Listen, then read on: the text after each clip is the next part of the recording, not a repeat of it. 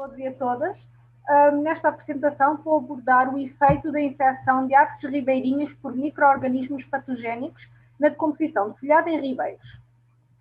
Ora, as florestas temperadas caducifólias e mistas são importantes ecossistemas, principalmente no hemisfério norte.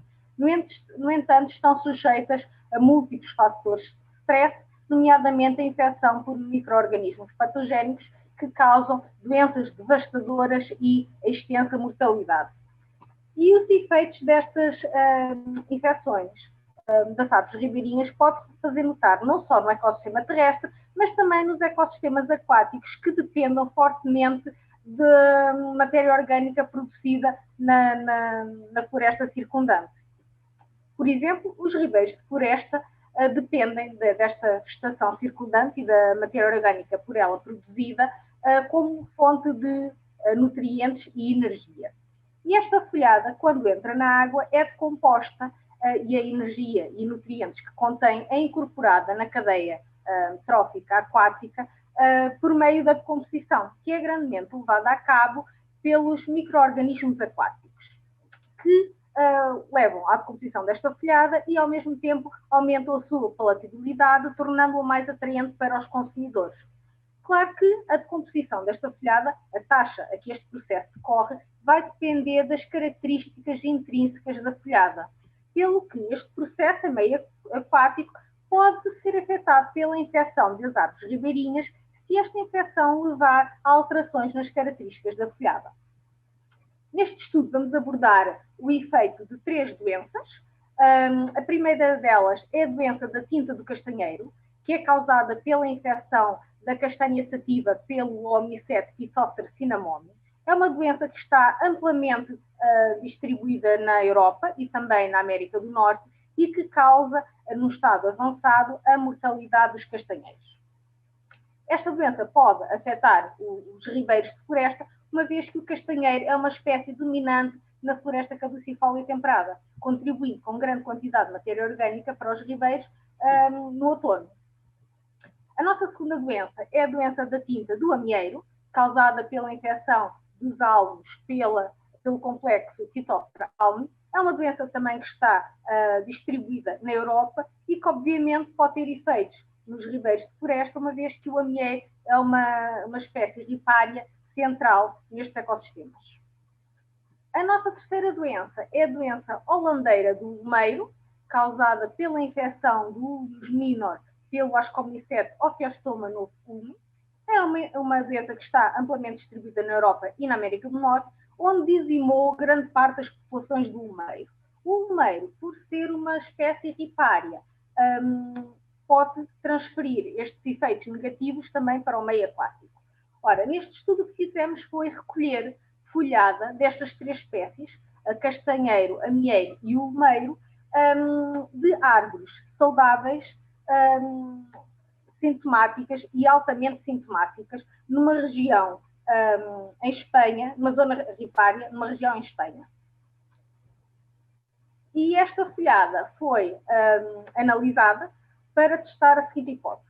O estado de saúde das árvores influencia as características físico-químicas da folhada, sendo que folhas mais recalcitrantes são produzidas por árvores infectadas e não por árvores saudáveis.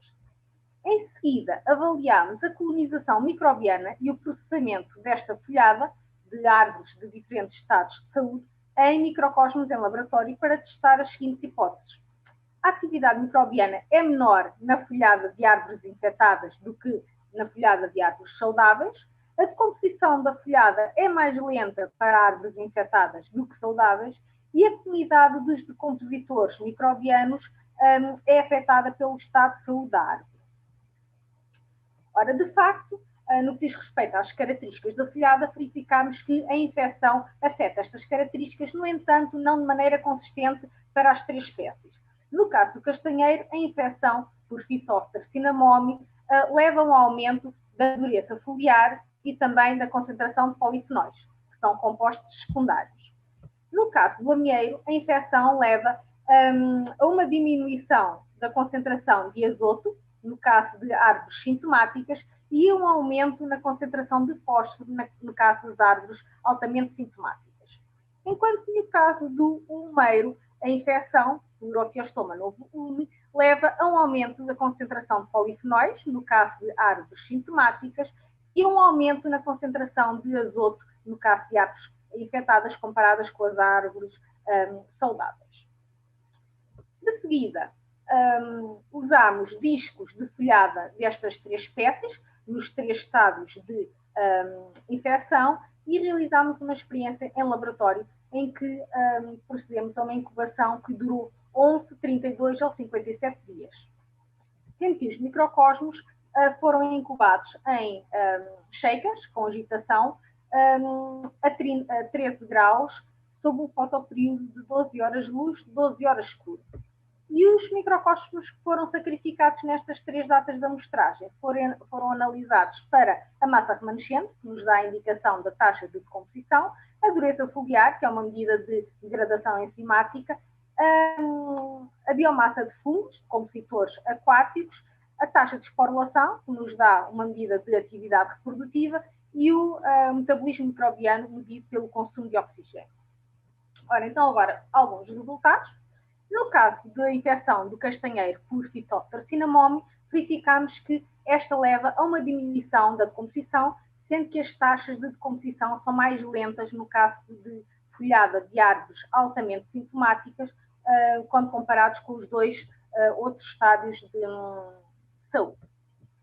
E esta inibição da taxa de decomposição de folhada de árvores altamente sintomáticas resulta de uma inibição da atividade microbiana, como podemos verificar aqui, com umas taxas de respiração mais baixas e um acúmulo de biomassa fúngica também mais baixo, no caso da folhada de árvores altamente sintomáticas.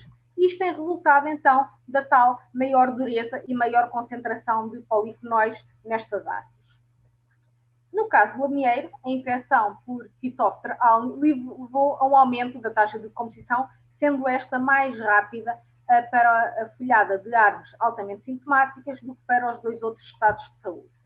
Em resultado, neste caso, de uma estimulação da atividade microbiana, aqui ilustrada com metabolismo microbiano e reprodução pelos compositores, que é mais alta, então, em folhada de árvores altamente sintomáticas, em resposta a uma maior concentração de fósforo na folhada destas árvores. Por fim, no caso das folhas de ulmeiro, o ulmeiro infectado pelo Ascomycetes Ophiostoma novo-ulme, traduziu-se num acelerar da decomposição, com taxas significativamente mais altas para folhada de árvores altamente sintomáticas, comparadas com os 2 outros estados de saúde, o que mais uma vez refletiu uma atividade microbiana mais elevada nestas árvores, aqui ilustrada por uma taxa respiratória, metabolismo microbiano mais alto, e um acúmulo de biomassa fúngica também mais alto nestas folhas, o que respondeu a uma maior concentração de azoto nas folhas de árvores altamente sintomáticas. Assim, podemos concluir... ainda não. Temos ainda as comunidades de Fomicetes aquáticos, que são o grupo de micro-organismos mais ativamente envolvido na decomposição de folhada em meio aquático, e podemos ver, quando comparamos os 3 níveis de saúde para cada uma das espécies, que há algumas diferenças na composição das comunidades e também na riqueza específica. No entanto, diferenças significativas foram observadas só no caso do ulmeiro, em que tivemos uma maior riqueza específica de decompositores na folhada de árvores sintomáticas e altamente sintomáticas, ou seja, a folhada de árvores infectadas, quando comparadas com a folhada de árvores saudáveis. Podemos então concluir, e agora sim, que a infecção de árvores altera a qualidade nutricional das folhas, o que altera o seu processamento pelas comunidades aquáticas, potencialmente afetando o funcionamento de ecossistemas aquáticos que estão fortemente dependentes da entrada desta matéria orgânica produzida pela vegetação ripária. No entanto, para melhor caracterizar o impacto destes agentes patogénicos de espécies ribeirinhas no funcionamento dos ribeiros e permitir compreender melhor este efeito entre ecossistemas, é necessário uma maior e uma mais estreita colaboração entre patologistas florestais e limnólogos.